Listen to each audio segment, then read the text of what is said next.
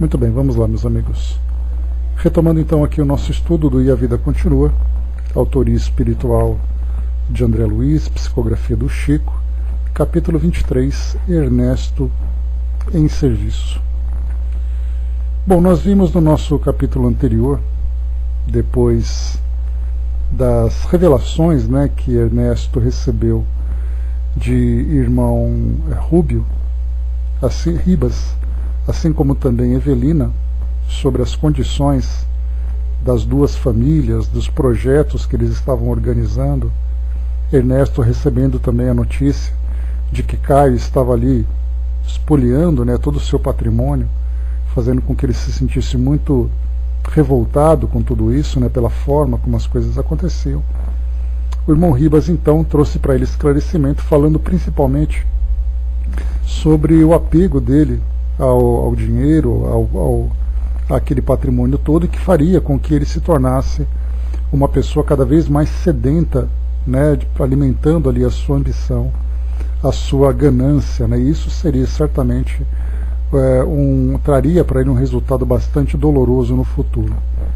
Mas aqui agora então, Ernesto, começamos então a ver aqui a organização agora desse projeto, em que Evelina se dedicaria com mais atenção a Túlio, enquanto que Ernesto se dedicaria com mais atenção a Desidério e Elísia, cada um ali, né, Elisa, né, cada um ali organizando, né, os passos de cada grupo para que casamentos, reencarnações, adoções, tudo isso pudesse então ser colocado em prática. Bom dia, Brás.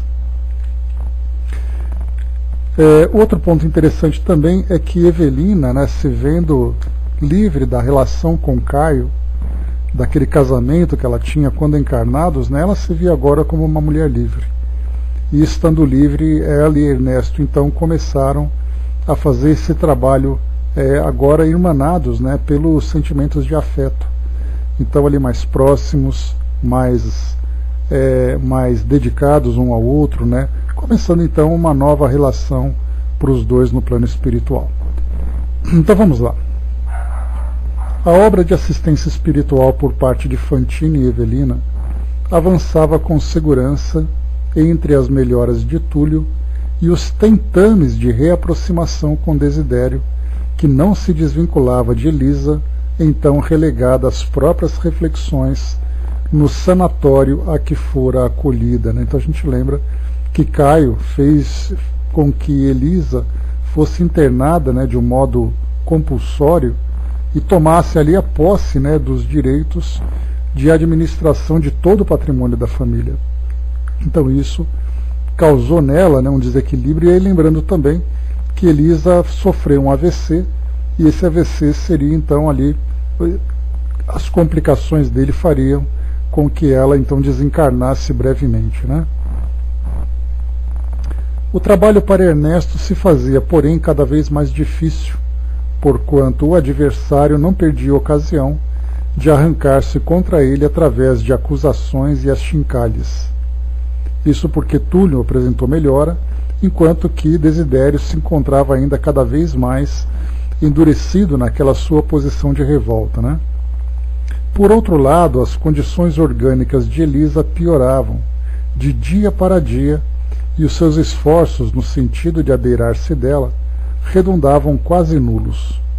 Preocupado com o rumo da situação, procurou Ribas, a quem expôs o problema, inquirindo por que motivo um espírito sofredor e enrijecido nas ideias de vingança adquirira tamanho poder de penetração a ponto de apontar-lhe as mínimas falhas de caráter.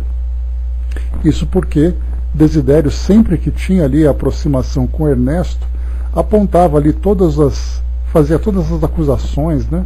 Apontava ali todos os erros que Ernesto tinha praticado durante a sua vida, né? Então, quer dizer, como é que um espírito naquela condição tinha essa capacidade de machucar tanto, apontando as imperfeições, né?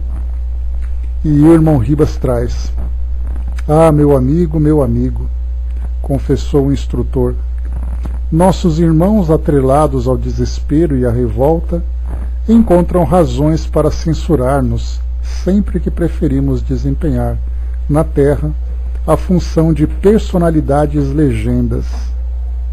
Como assim? Aqui interessante um conceito novo, né? Personalidades legendas. Vamos a ela. Muitas vezes somos no mundo titulares desses ou daqueles encargos, sem que venhamos a executá-los de modo afetivo. Costumamos ser maridos legendas, pais legendas, filhos legendas, administradores legendas. Usamos rótulos sem atender às obrigações que eles nos indicam. Entendeu? Igualmente já fui esposo legenda na Terra. Isso é, casei-me, abracei compromissos de família, mas acreditei que minhas responsabilidades se limitassem a ostentar a chefia da casa e a pagar as contas de fim de mês. A rigor, jamais compartilhei as inquietações da companheira na educação íntima dos filhos, e que eu me lembre, nunca me sentei junto de qualquer deles para sondar-lhes as dificuldades e os sonhos, conquanto lhes exigisse conduta que me honrasse a morte. Assinalando a delicada objurgação, Fantini viu-se mais uma vez espicaçado pela própria consciência. Aqui então, antes da gente continuar, quando fala-se então sobre essas personalidades legendas, então são as posições que nós ocupamos no mundo, seja ela dentro de uma relação afetiva, de uma relação familiar, ou mesmo dentro de uma posição que o indivíduo ocupe dentro da sua comunidade. Então ele trouxe para nós aqui alguns exemplos: maridos legendas, pais legendas, filhos legendas, administradores legendas, ou seja, nós ocupamos aquela posição, mas nós usamos aquela posição para cumprir algumas obrigações parciais, ou ainda para poder satisfazer o nosso próprio orgulho, a nossa própria vaidade. Mas nos esquecemos das maiores responsabilidades, principalmente no que diz respeito às responsabilidades espirituais, aquelas que foram assumidas como parte da programação reencarnatória. Então, no caso, por exemplo, de uma relação entre um casal, nós temos ali a participação dos dois, muito mais do que simplesmente o cumprimento do papel de companheiro ou companheira, esposo ou esposa. Nós temos ali, são dois companheiros de jornada. E ali então, exatamente por estarem naquela posição, ali cada um dando suporte para o outro, exercendo muitas vezes ali, né, a paciência, a tolerância, nós vemos definitivamente que ocupar essa posição, ela tem ali um peso muito mais moral, né, do que a posição em si dentro da nossa sociedade. Então não importa se você vai ser companheiro ou companheira, pai ou mãe, um filho, um administrador, o que importa é o que você vai fazer dentro dessa posição no que diz respeito a esse componente moral, porque é ele que vai determinar se a missão, se o compromisso foi bem cumprido ou não.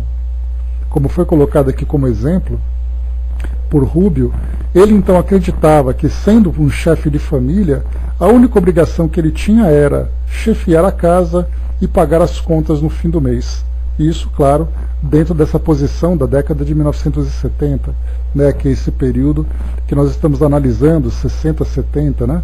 Mas aqui nós vamos perceber então que simplesmente esses compromissos, digamos, burocráticos ou financeiros, materiais, já dá essa ideia de que o papel foi bem cumprido.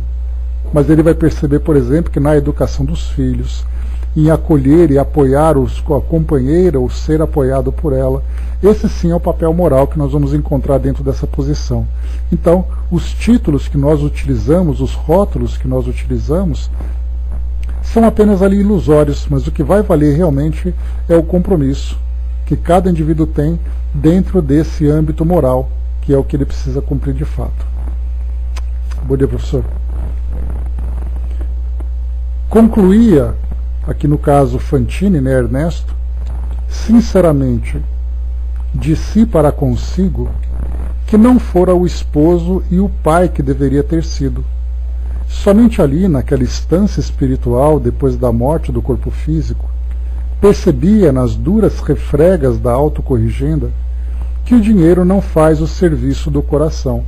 Isso porque ele se dedicou naquele processo de fuga, depois do drama de consciência que ele carregava, acreditando ter cometido aquele assassinato, ele então se dedicava ao trabalho para aumentar e desenvolver o patrimônio da família e acreditando que esse conforto já seria o suficiente para que ele cumprisse esse papel.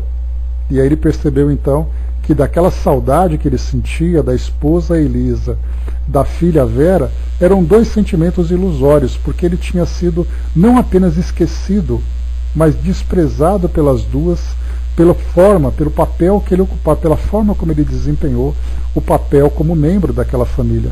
Então, o lado moral acabou ficando esquecido, mas o lado material ele acreditava que tinha cumprido muito bem. É exatamente o que nós vemos muito hoje, né? Bom dia, Fabi. Que nós vemos muito hoje, muitos pais dizem assim: olha, eu trabalhei a vida inteira para dar uma boa educação para os meus filhos. Meus filhos nunca faltou nada para os meus filhos. Sempre tiveram do bom e do melhor.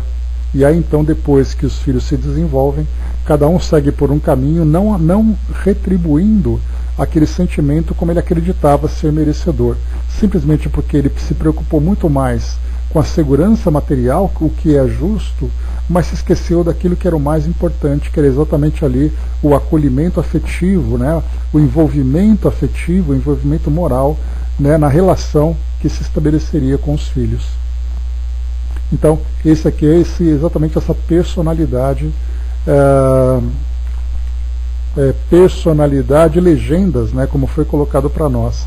Então, nos preocupamos com o rótulo, cumprimos o nosso papel mecanicamente desses rótulos e nos esquecemos do papel moral, que é o mais importante.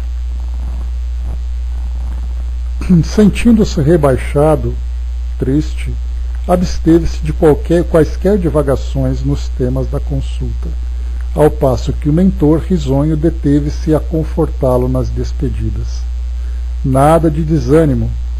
Ouçamos os opositores nas críticas que assequem contra nós, buscando aproveitá-las com humildade no que mostrem de verdadeiro e de útil. Usemos essa chave, Fantini, a humildade.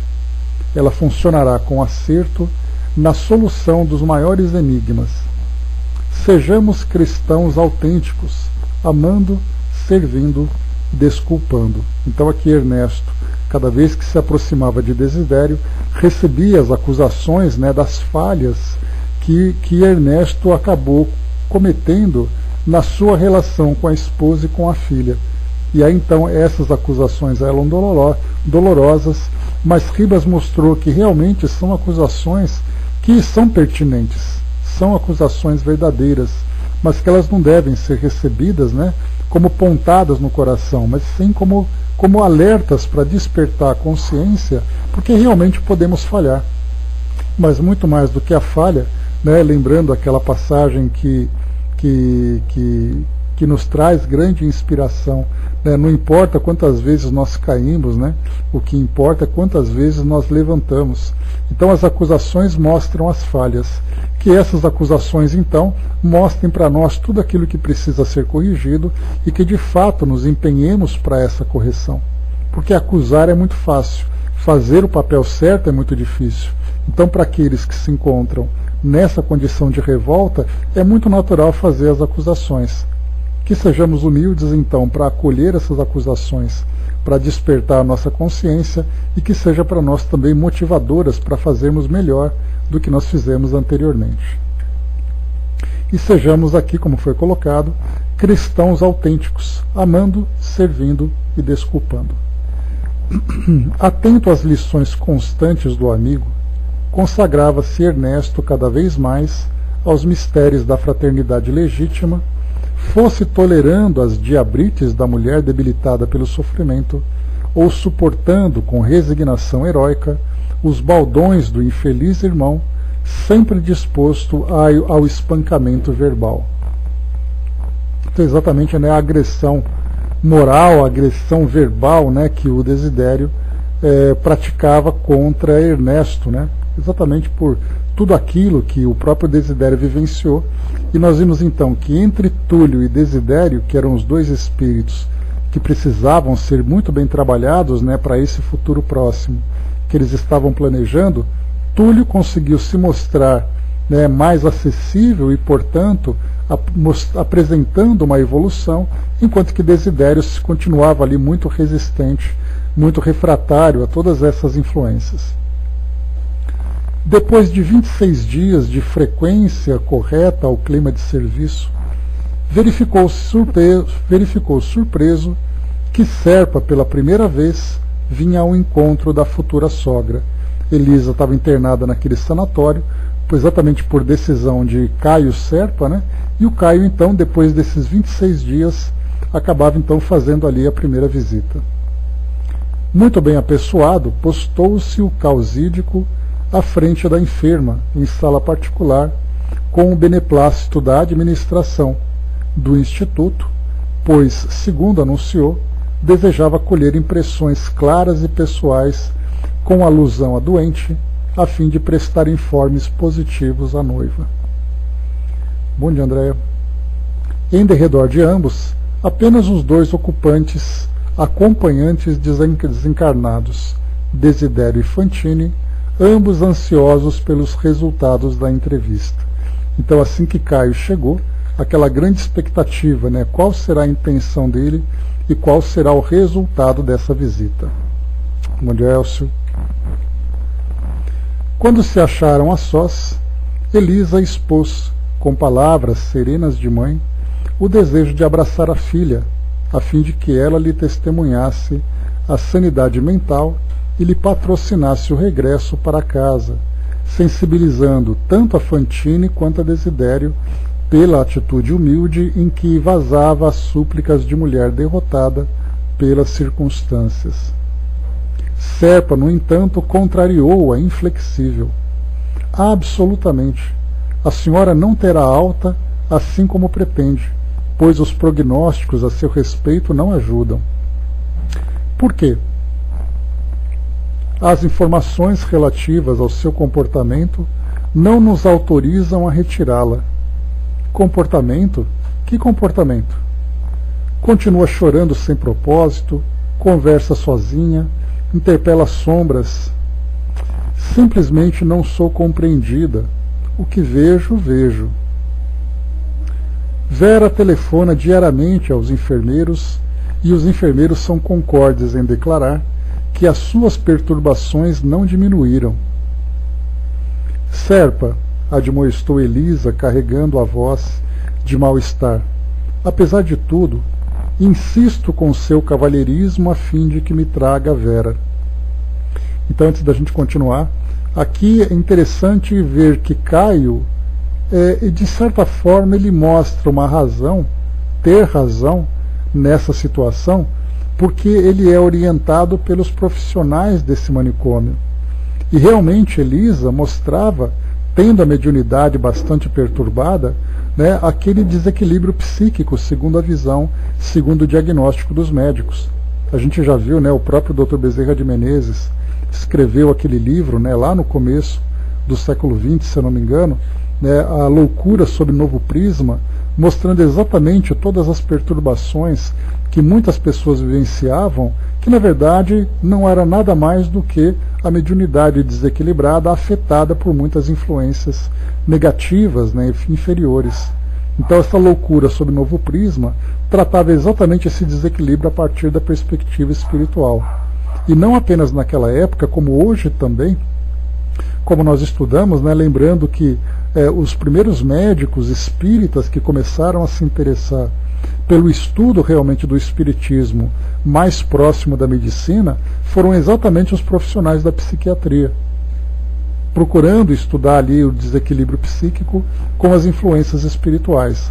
Então hoje nós temos, né, um estudo bastante interessante feito por essa associação de classe na espírita, no caso Associação Médico Espírita, assim como também, né, a Associação de Psicólogos Espíritas, que procuram fazer esse estudo, mas que não foi ainda, né, o resultado acolhido pelos profissionais da área médica como um todo, ou seja, da medicina ou da psicologia como ciências de saúde mental.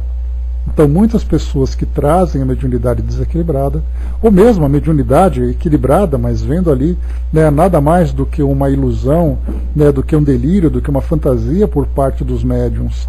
Então, a mediunidade ainda não é aceita devidamente por esses laços, né, por essas classes da nossa ciência. E aqui, então, nós vemos exatamente um resultado, né, numa pessoa que foi hospitalizada, trazendo todas essas perturbações, e sem qualquer, como ela coloca lá em cima, o que ela vê, ela vê. Então ela fala, ela chora, né? A gente lembra que essas explosões emocionais eram, na verdade, resultado das influências que ela sofria de Desidério, que ele sim apresentava esse desequilíbrio. E pelo fato dos dois terem uma relação afetiva e também uma relação psíquica muito profunda, ela naturalmente absorvia esse estado moral, esse estado emocional que ele trazia. Portanto, para os profissionais da área de saúde, ela era desequilibrada e precisava ficar internada. Então Caio colocava, né, que é impossível ela sair daí com o diagnóstico e também com a própria evolução do estado moral dela. E aí então foi colocado, né, simplesmente não sou compreendida. O que vejo, vejo. E aí então Vera, ligando para eles todos os dias, afirmaram então que as perturbações não diminuíram. Pediam então que Vera fosse trazida. Para quê? Para traumatizá-la com suas fantasias? Não acredita que sua filha já sofreu bastante com os seus choros e noites em claro? Ó, Serpa, a senhora sabe que já sou quase seu genro. Tenho direito a interferir. Não sei quem teria o direito de interferir entre mães e filhos, reivindicou a enferma, agora suplementando cada palavra com inflexão de profunda tristeza.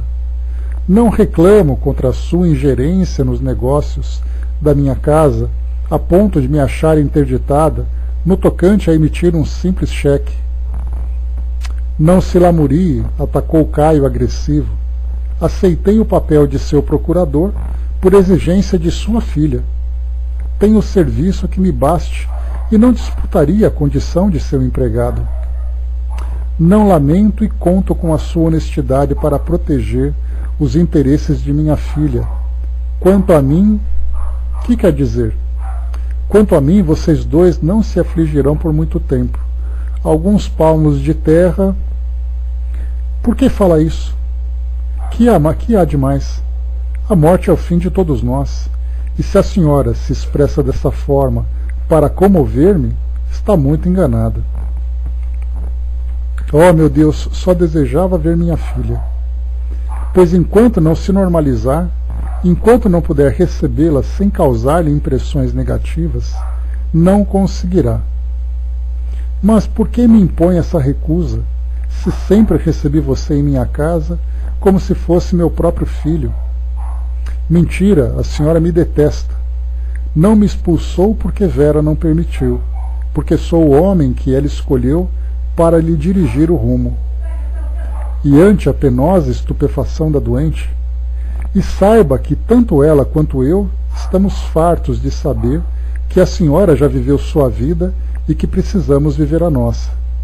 Não será uma sogra velha que frustrará nossos planos. Inopinada revolta anuviou o cérebro de Elisa, que se aprestou para a reação, exclamando frenética: infame! Surgida a indignação, Desidério, o desencarnado que a rigor lhe controlava todas as faculdades, senhoreou-lhe a mente de forma espetacular, e a crise se desencadeou dominadora, terrível. Elisa, possessa, investiu sobre o visitante, buscando asfixiá-lo a meio de impropérios que se lhe estranhavam da boca. Serpa recuou sob indisfarçável espanto, dando lugar à paciente enfermeira que imobilizou a viúva, ao mesmo tempo que, de outro lado, Ernesto, a pulso, impedia os movimentos desordenados do companheiro. Restabeleceu-se a ordem.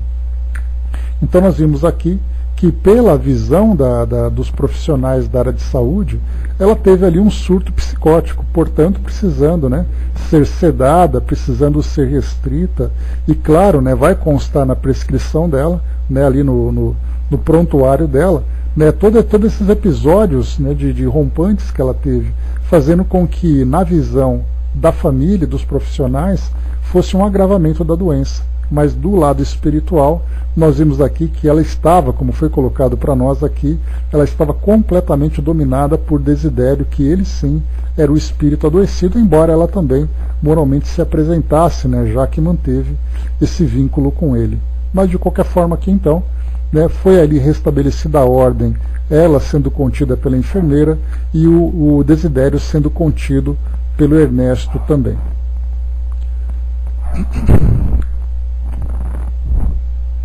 Eles falam que surgiu a indignação e o Desidério pôde exprimir. Aqui o que nós vemos, voltando um pouquinho aqui que foi colocado, então, que Desidério, a rigor, controlava todas as suas faculdades. Então, nesse momento em que a indignação tomou conta dela e do próprio Desidério também, já que ele estava ligado a ela, e ele se sentiu tão ofendido quanto ela própria, né, foi aí então que teve essa reação. Porque inicialmente foi aquela expectativa, né? Quando o Caio chegou então nessa clínica, né, nesse hospital de saúde mental, a expectativa era que haveria ali, né, um bom resultado, uma relação tranquila e amistosa, né, mas acabou exatamente descambando, né, para esse lado mais agressivo entre os dois. E aqui ela simplesmente, né, dando vazão a essas emoções aqui explosivas, fez com que para ele ficasse muito mais fácil reagir através dela.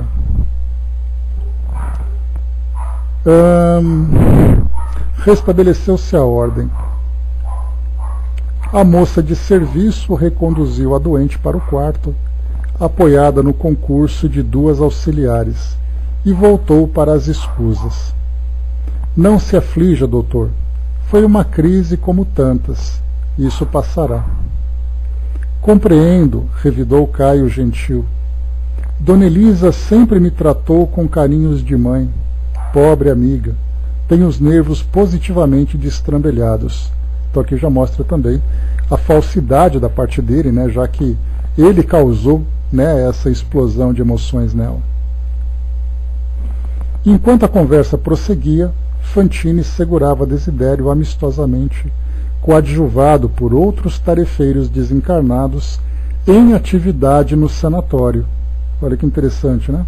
Então aqui equipes de saúde no plano espiritual atuando junto ali, não apenas atuando objetivamente sobre cada paciente, mas eram também trabalhadores da própria instituição. Como nós já vimos, né, André Luiz visitando outros tantos grupos, né, vendo ali muitos espíritos prestando serviços naquele local, juntamente com outros espíritos que acompanhavam objetivamente as pessoas que estavam ali internadas. Um deles solicitava prisão para o agitado agressor, ao passo que os demais informavam que desde a entrada de Elisa no estabelecimento, era ele um prestativo e pacato acompanhante da enferma, que encontrava nele um amparo, um amigo. Então a gente viu aqui que a relação entre Desidério e Elisa, de certa forma, trazia uma certa tranquilidade para ele, para ela, né? Então aqui não era necessariamente algo negativo. A gente lembra também, quando eu vi ali o livro Sexo e Destino, quando nós tínhamos aquele, né, aquela jovem que estava desencarnando, me fugiu o nome de todos agora, mas nós tínhamos aquele espírito que era obsessor, que ajudava depois, ele se tornou um espírito bastante prestativo, né, na manutenção do equilíbrio dela. Então ali é uma questão de companhia e da intenção de cada indivíduo nessa ligação com os encarnados.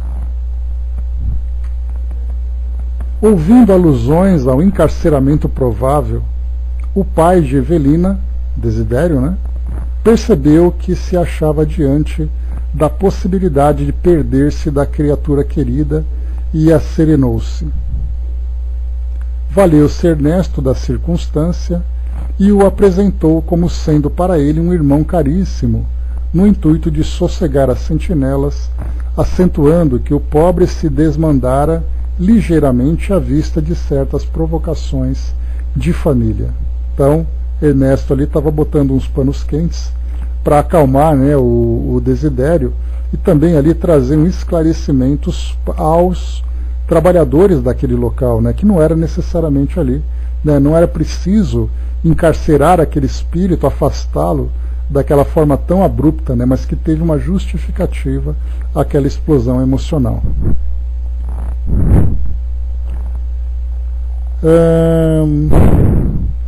Entretanto, ele, Fantini, estava ali justamente a fim de ajudá-lo a se desvencilhar de quaisquer lembranças destrutivas. Dispensaram-se os guardas. Depois disso, Ernesto convidou o rival a segui-lo, no que foi atendido, sentando-se ambos em espaçoso banco de jardim próximo. Desidério chorava, colérico, impedido que se vira de surrar o advogado como desejara. Você viu que Crápula? Explodiu, encarando Fantini com expressão menos cruel. Não sei por que ainda não aniquilei esse pulha de serpa. Primeiro assassinou um colega, o advogado Túlio Mancini. Depois matou minha filha aos poucos, e agora quer arrasar Elisa após furtá-la descaradamente. O amigo fitou-o com bondade e ajuntou: Desidério, perdoe-nos por todo o mal que já lhe fizemos, e escute. Acalme-se, por amor de Deus. Não lhe peço isso por nós, mas por Elisa, a quem você ama tanto. Aqui interessante, né, ver a mudança de Ernesto, né, o marido de Elisa, percebendo, né, vendo nela agora uma irmã necessitada de muito auxílio, e percebendo e reconhecendo também que os sentimentos dela e de Desidério eram sentimentos fortes, sentimentos verdadeiros de certa forma, apesar do tumulto que eles vivenciavam desse desequilíbrio, né? Então ele passou realmente a tratá-la como uma filha, da mesma forma que Elisa também, que a Evelina passou a tratar Túlio como um filho. Então os sentimentos começaram a se transformar e passaram então a se ajudar, né? ajudarem esses irmãos que precisavam de auxílio. Presentemente nada mais disponho senão a paz entre nós. Tranquilize-se para arrostarmos a realidade. Posso informar a você que a nossa enferma está no fim da resistência física. Tenho alguma ideia disso, replicou Desidério menos hostil, patenteando intenções de acordo e entendimento pela primeira vez. Mas lutarei como um touro para defendê-la. Darei a ela as minhas forças, minha vida. Minha alma é a dela, assim como o corpo em que ela respira é o meu corpo. Habitamos a mesma cela de carne, passamos pela mesma cabeça. Graças a Deus, concordou Fantini com humildade. Compreendi que assim é e que assim deve ser. Demonstrando o elevado grau de despersonalização que ia adquirindo, desde que você me falou com clareza fraterna em nosso primeiro encontro, reconheci que Elisa descobriu em você a sustentação de que necessitava, e creia que, se atualmente algo aspiro em relação a ela, anseio vê-la feliz ao seu lado. Estou convencido de que a nossa doente não perseverará mais por muitos dias no corpo terrestre, e o choque de hoje com certeza pesará na balança. Ou seja, né, acaba agravando a condição dela. E é muito interessante a gente observar também o seguinte: como ela agora era uma pessoa que trazia limitações, porque ela teve aquele aneurisma, e esse aneurisma, né, trouxe para ela todos esses agravantes, o modo como ela conversava com o Caio, importante a gente colocar esse contexto de alguém que falava com dificuldade, alguém que trazia limitações físicas por causa do derrame que teve. Então a gente tem que ver essa pessoa falando, e não Elisa, uma pessoa saudável, né? Porque a leitura não nos permite ver esse quadro. Mas se nós pudéssemos interpretá-lo, nós veríamos ali uma pessoa doente falando com alguém, né? E depois sofrendo todo esse abalo emocional. E para ela seria um agravante, porque neurologicamente ela já trazia ali todas as suas dificuldades. E a gente lembra, né, que a primeira orientação que os neurologistas trazem, né, é que a pessoa precisa de medicamento e precisa de muita tranquilidade. E qualquer estresse que ela vivencie pode agravar a condição dela. E aqui então nós tivemos uma grande explosão mostrando esse agravamento. Ah, esse Caio, esse miserável. Não, Desidério, assim não. Suplico a você paciência e tolerância. Acaso não estaremos cansados de rebeldia e de ódio? Ante a minha falta, no propósito de suprimir você, amarguei a existência física, perdendo em remorso e fuga incessante de mim mesmo os melhores tempos da vida no mundo dos homens. E você, meu caro, por não haver desculpado a mim e ao nosso Amâncio, tem estado na selva das provações que se reservam aos espíritos impenitentes e sofredores. O leito das lágrimas de Elisa não poderia ser o ponto terminal de nossos disparates? O santo lugar de apaziguamento? Elisa se libertará dos suplícios corpóreos.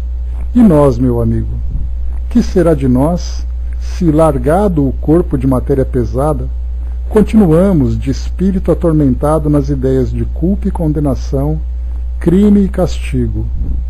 Ela partirá.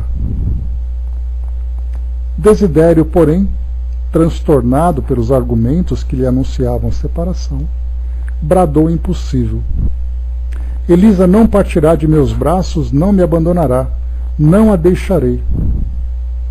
Inúteis, Desidério, quaisquer protesto contra as forças da vida, as leis de Deus se cumprirão. Elisa sustenta-se em você, mas igualmente ama a filha, e sabendo-se irremediavelmente afastada da ternura filial, inconscientemente aspira à morte e há de tê-la mais depressa depois que se certificou das atitudes menos felizes de Serpa. Com toda a certeza, a pobrezinha se deterá no pensamento da desencarnação, supondo-se no rumo direto de sua companhia. No entanto, verificar-se-á o imprevisto. A morte vai situá-la em polo oposto ao seu. Ela não tem a sua estrutura mental, nem a sua disposição para demorar-se nesses sítios. Ressentida hoje contra o genro, amanhã saberá absolvê-lo e patrociná-lo, acomodando-se com os mensageiros da vida maior através da oração. Apesar do temperamento irritadiço que lhe conhecemos, não odeia ninguém e nunca demonstrou vocação para a vingança. Então aqui é uma orientação também muito interessante, quando nós falamos, né, sobre o reencontro entre familiares depois da desencarnação. Pessoas que desencarnam, muitas vezes as últimas com grande expectativa para poder reencontrar aqueles que partiram antes, aqueles que partiram antes com grande expectativa de encontrar aqueles que virão depois, e eles simplesmente se desencontram. E aí nós vamos entender, através dos ensinamentos da doutrina espírita, que aquilo que vai nos situar nas dimensões do plano espiritual vai ser exatamente o nosso estado mental, o nosso estado moral. E aí então, mesmo que nós tenhamos indivíduos que desencarnem ali juntos, um desencarnou antes do outro, um espera encontrar o outro, na verdade eles vão se juntar pela lei de atração, pela lei de afinidade. E ali nós vamos perceber que nem todos estão na mesma faixa. Aqui então, nessa explicação, em que nós temos ali tanto Desidério como Elisa, que embora afetivamente estejam conectados entre si, e mentalmente ela esteja sofrendo as influências que ele exerce sobre ela, ele já diz, né, que assim que ela desencarnar, ele não vai deixá-la. E é então o que Ernesto traz, agora já mostrando grande conhecimento, né, depois de todo esse tempo no plano espiritual, e com tantos e tantos estudos que ele desenvolveu para prestar esse tipo de serviço, nesses esclarecimentos ele mostra, não adianta você se rebelar contra isso. As leis de Deus, elas vão se cumprir. E nesse caso mostra que ele, Desidério, é aquele espírito ainda endurecido no seu sentimento de revolta e no seu desejo de vingança, enquanto que Elisa é apenas um espírito adoecido. E que a maior motivação que ela tem, embora tenha ali de certa forma uma percepção da presença de Desidério, né, pelos canais mediúnicos dela, o grande foco dela é o amor pela filha. Então, ao desencarnar, ela vai se dedicar totalmente a essa reaproximação com a filha e auxiliá-la nas suas necessidades. Primeiro pelo próprio sentimento de mãe, mas realmente pelo sentimento verdadeiro que une as duas. E aí então, Desidério, mesmo querendo estar próximo, vai estar desconectado dela. Então, eis aí, né, o ensinamento valioso que nós mostramos, né, essa vontade que os espíritos têm de se reencontrar, inclusive naquelas situações fantasiosas que nós vemos, né, românticas, né, em que duas pessoas, como no caso de Romeu e Julieta, cometem ali, né, os dois cometem suicídio, tentando se encontrar depois da morte. Então Shakespeare traz para nós essa fantasia de que o amor depois da morte, os dois ali amantes, né, se destroem para se encontrar por toda a eternidade, e na verdade cada um vai para um canto completamente diferente, cada um se conectando, né, com o ambiente com o qual ele se afiniza pela sua condição mental. O Hermes colocou: um parente, creio que pode até receber um recém-chegado à erraticidade, mas a continuidade nem sempre acontece. E até mesmo pode acontecer, né, porque a gente lembra que não existe uma matemática exata para determinar o que vai acontecer no plano espiritual. Mas o que nós sabemos é que a lei de afinidade vai fazer com que espíritos se juntem, juntando também com a própria questão do merecimento. Basta a gente lembrar o próprio André Luiz, que após a desencarnação dele, depois de todo aquele tempo, ele teve como esclarecimento que ele nunca esteve abandonado, a mãe sempre esteve de certa forma próxima, mas ele nunca teve a percepção da presença dela, porque ela estava num ambiente muito mais elevado do que ele, e ele ainda preso, né, às ideias do mundo material, e somente depois que ele realmente se transformou, foi que ele teve ali a possibilidade de se aproximar da mãe, ainda que fosse temporariamente. Então, é muito interessante a gente perceber, né, o modo como as atrações, né, no plano espiritual se dão por essa força do pensamento. Depois continua para nós aqui, ele então com esse sentimento de vingança e ela tendo ali outros propósitos. Desidério abaixou-se para o solo, agarrou a cabeça entre as mãos e desfez-se a prantear com maior desespero. Perdoe, meu amigo, perdoe a nós todos, incluindo Caio em sua compaixão. Nunca, nunca. Sou eu quem reconhece as injustiças que perpetramos contra você. Sou eu quem lhe observa a nobreza de coração. Releve e ouça. Agradeço o seu devotamento à mulher que eu não soube fazer feliz, e a ternura pela filha para a qual você se transformou em abnegado zelador. Por tudo isso, peço-lhe ainda que estenda até nós, os seus carrascos, as vibrações de sua piedade, de sua simpatia. Ah, Fantine, Fantine, rugiu o interlocutor, como a guerrear-se para não se render à emoção. Por que me tenta assim a uma reconciliação impossível? Que razões para tanto empenho? Em modificar-me. Desidério, no mundo físico trabalhamos particularmente com a matéria pesada e transfiguramos pedras, metais, glebas, fontes. Aqui na espiritualidade lidamos de modo especial com as forças do espírito e renovamos almas e consciências a começar de nós mesmos. Atenda-me. Lembre-se de que Elisa possui muitos amigos para requisitá-la aos planos superiores, como os teve a sua querida Evelina. Por amor de Evelina, que você guarda na memória, a afeição de um gênio tutelar, não quererá você sublimar atitudes propiciando pelo perdão que imploramos e carecemos?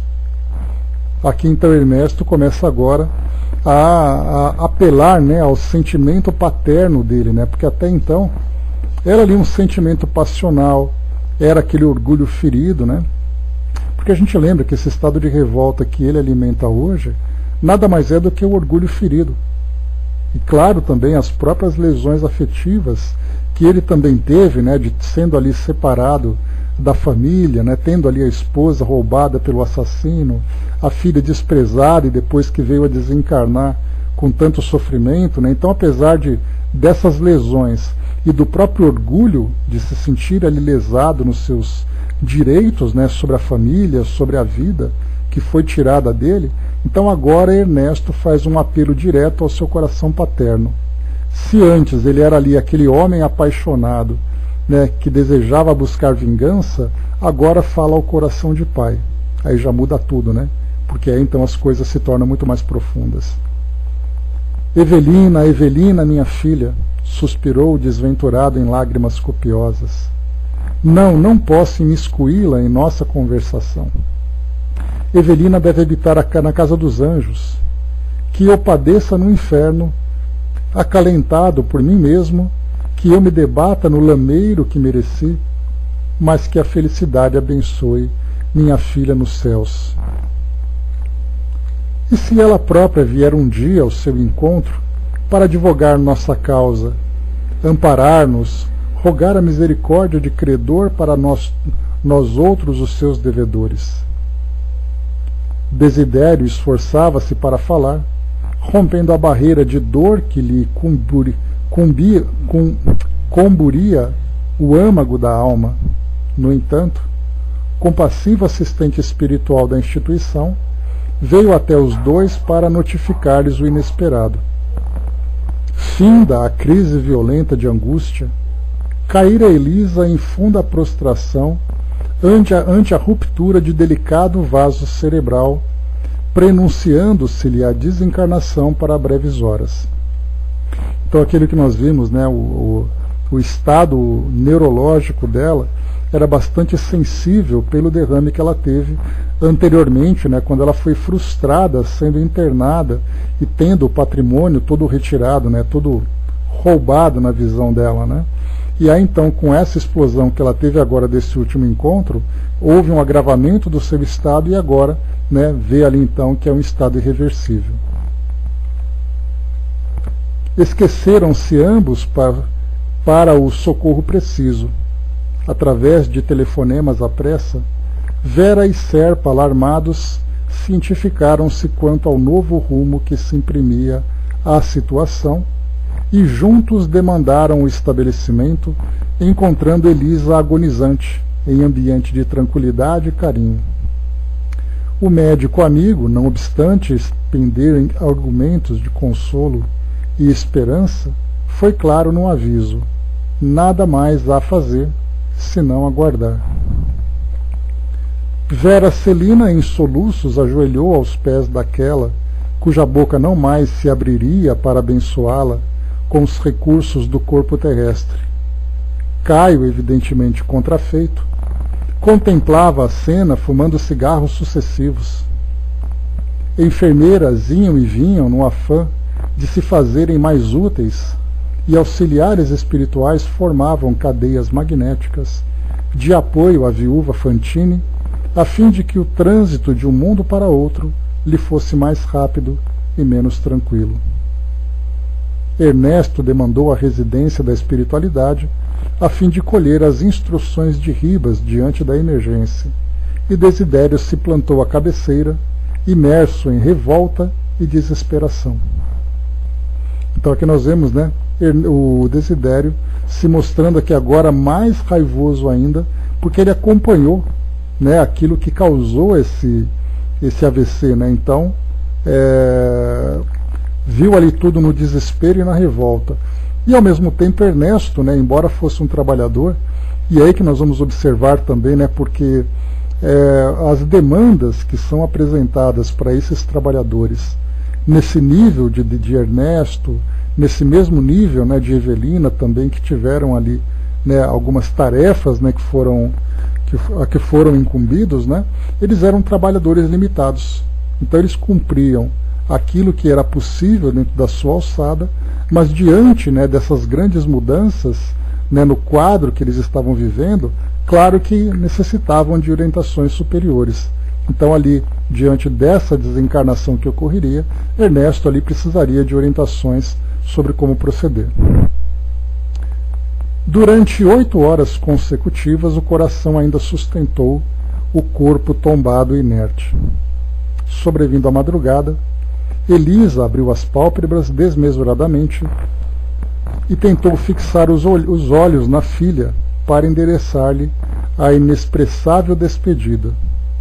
No entanto, descortinou a presença de Serpa, que a fitava rente ao leito, e, não obstante incapaz de nutrir quaisquer resquícios de ódio no âmago da alma, cerrou o coração em densa nuvem de mágoa, pedindo mentalmente a Desidério que a resguardasse e defendesse. Bastou essa deliberação irrefletida, e qual se agarrasse ávido os pensamentos que lhe seriam os derradeiros no envoltório carnal, o acompanhante colou-se a ela, dando a ideia de quem lhe sorvia todas as forças. Então a gente viu, né, que basta ali um lapso de pensamento que já se tornou suficiente para fazer a conexão entre o obsessor, nesse caso, e ela, que era a vítima dessa obsessão, embora fosse ali uma relação satisfatória para ambos, digamos assim, embora nociva para os dois. Vera pressentiu que a genitora se rendia por fim ao grande repouso e, ansiosa, procurou debalde reanimar-lhe a vida orgânica, suplicando: "Mãe, mãe, minha mãe!" Da boca hirta, contudo, não surtiu qualquer resposta. Tipo simbiose não, Hermes, colocaria como uma simbiose mesmo, né? Porque é uma simbiose mental, porque os dois estão tão ligados entre si, que ali então, né, até mesmo, né, no caso de separações, como nós já vimos, né, separando um obsessor de um encarnado, isso poderia até mesmo trazer uma condição muito grave, porque esse estado patológico ligando dois indivíduos é algo que nem sempre é possível se desfazer. E aí casos, inclusive, né, em que após a desencarnação os dois se encontram tão ligados um ao outro e se alimentam com sentimentos bastante nocivos. Esse é o detalhe que a gente acaba observando, né? Então, da boca hirta, contudo, não surgiu qualquer resposta. Elisa Fantini pendeu a cabeça nos travesseiros, enquanto o corpo se lhe imobilizava para sempre. Na enfermaria do sanatório, caía o pano da morte sobre aquela existência, fértil de tribulações e problemas na ribalta do mundo. Todavia, por trás dos bastidores, na esfera espiritual, o drama não terminara. Jungido à porta pela força dos últimos desejos que ela mesma anunciara, Desidério, inflamado em labaredas de ódio, retivera-lhe uma das mãos da destra rude, impedindo-lhe a retirada. Olha só isso aqui que interessante. Desidério, então, inflamado em labaredas de ódio, retivera-lhe uma das mãos na destra rude, impedindo-lhe a retirada. Elisa, embora semi-inconsciente, percebeu que se achava presa a ele e algemada ao cadáver, ouvindo o desventurado companheiro a repisar e repisar que jamais a deixaria. Irmãos da Terra, em meio às vicissitudes da experiência humana, aprendei a tolerar e perdoar. Por mais se nos fira ou calunie, injurie ou amaldiçoe, olvidai o mal. Aqui uma orientação que vem complementar para nós aqui nesse capítulo, né? Fazendo o bem. Vós que tivestes a confiança traída, ou o espírito dilacerado nas armadilhas da sombra, acendei a luz do amor onde estiverdes. Companheiros que fostes vilipendiados ou insultados em vossas intenções mais sublimes, apagai as ofensas recebidas e bendizei os ultrajes que vos burilam o coração para a vida maior. Irmãs que padecestes indescritíveis agravos, na própria carne, desprezadas pelos carrascos risonhos que vos enlouqueceram de angústia depois de vos acenarem com mentirosas promessas, abençoai aqueles que vos destruíram os sonhos. Mães solteiras que fostes banidas do lar e batidas até a queda na prostituição por haverdes tido suficiente coragem para não assassinar no próprio ventre os filhos de vossa desventura com a insânia do aborto provocado, mães agoniadas a quais tantas vezes se nega até mesmo o direito de defesa conferido aos nossos irmãos criminosos nas cadeias públicas, perdoai os vossos algozes. Pais que trazeis nos ombros escalavrados de sofrimento a carga dolorosa dos filhos ingratos, filhos que aguentais na carne e na alma o despotismo e a brutalidade de pais insensíveis e cônjuges flechados entre as paredes domésticas pelos estiletes da incompreensão e da crueldade, absolvei-vos uns aos outros. Obsidiados de todos os climas, tecei véus de piedade e esperança sobre os seres infelizes, encarnados ou desencarnados, que vos torturam as horas. Criaturas prejudicadas ou perseguidas de todos os recantos do mundo, perdoai a quantos se fizeram instrumentos de vossas aflições e de vossas lágrimas. Quando sentirdes a tentação de revidar, lembrai-vos daquele que nos concitou a amar os inimigos e a orar pelos que nos perseguem e caluniam. Recordai o Cristo de Deus, preferindo ser condenado a condenar, porque em verdade, quantos praticam o mal não sabem o que fazem. Convencei-vos de que as leis da morte não excetuam ninguém, e não vos esqueçais de que no dia do vosso grande adeus, aos que ficarem na estância das provas, somente pela bênção da paz e do amor na consciência tranquila é que podereis alcançar a suspirada libertação. Então aqui a gente conclui esse nosso capítulo, tão interessante, com um desfecho, né, dessa mensagem, que vem trazer para nós aqui exatamente mostrando o estado, né, de cada um de nós nesse momento derradeiro, né, da nossa libertação, mas que pode ser, na verdade, em vez de uma libertação, um grande presídio, dependendo do estado de alma que nós apresentamos.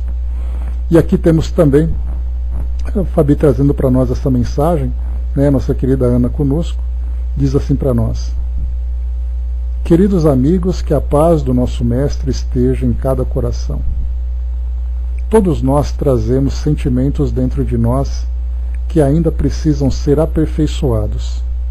A indignação de hoje, que pode explodir até violenta e nos levar a julgamentos equivocados, será um dia a busca pela justiça em seu mais alto grau, que persegue não punições, mas a distribuição equitativa de bem para agressor e vítima, obtendo-se a harmonia como quer a lei de Deus.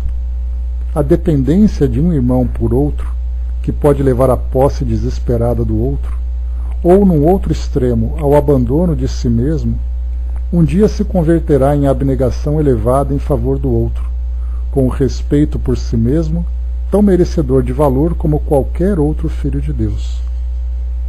A depressão, que muitas vezes nos leva a perturbações de toda sorte, fruto de um sentimento equivocado em relação ao mundo, se converterá um dia em fé racional e operosa, força que constrói um mundo sempre melhor.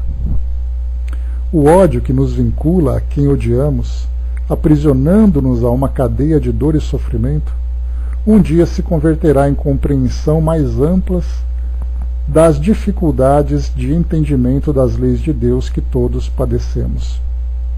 Seja qual for o sentimento que ainda carregamos e que nos coloca ainda em posição de inferioridade, porque não consegue produzir todo o bem que que os sentimentos elevados produzem, será trabalhado e burilado pelas leis da vida.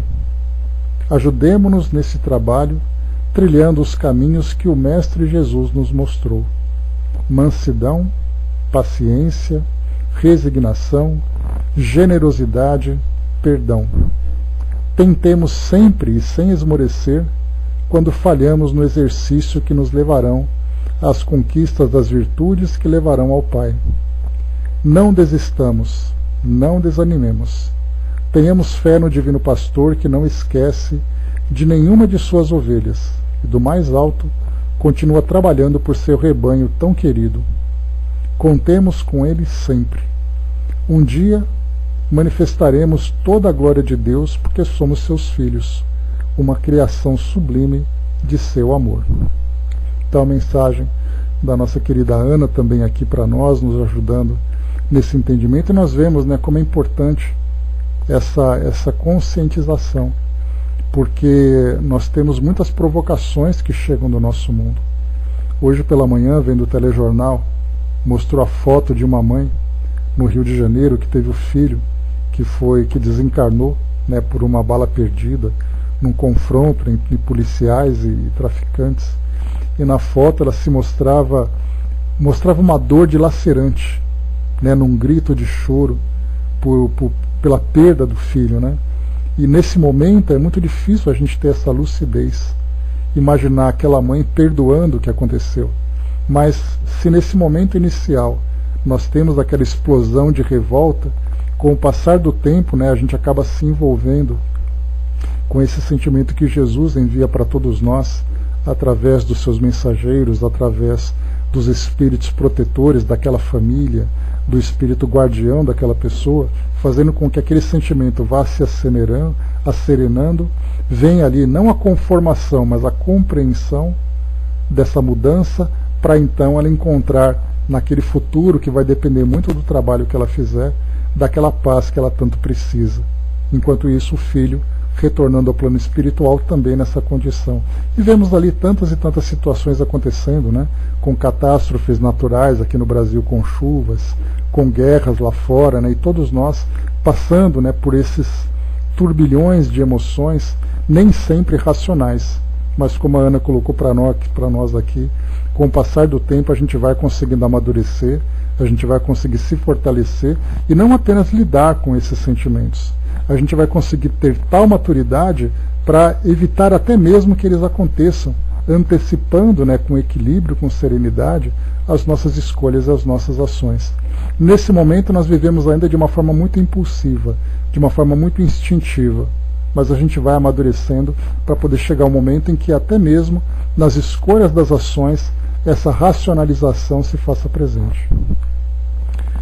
O Elcio colocou naquele momento da reportagem, minha emoção veio à flor da pele. Difícil, né, Elcio? A gente vê assim naquele momento, e qualquer pessoa, né, naturalmente se deixaria levar por aquela explosão daqueles sentimentos tão dolorosos, né? Mas a gente sabe que tudo, nada como o tempo para nos asserenar, né? Mas cada um tem ali que fazer o seu próprio trabalho, porque sem dúvida nós sabemos que cada um vivencia provas de acordo com a necessidade de cada pessoa, de cada grupo, né? Infelizmente ainda para todos nós. Mas é isso, meus amigos, encerrando por aqui o nosso trabalho de hoje, ensinamentos valiosíssimos para nós hoje, falando sobre o perdão, falando sobre a paciência, sobre o amor, né, a Jesus, o amor a Deus e a compreensão das suas leis para todos nós.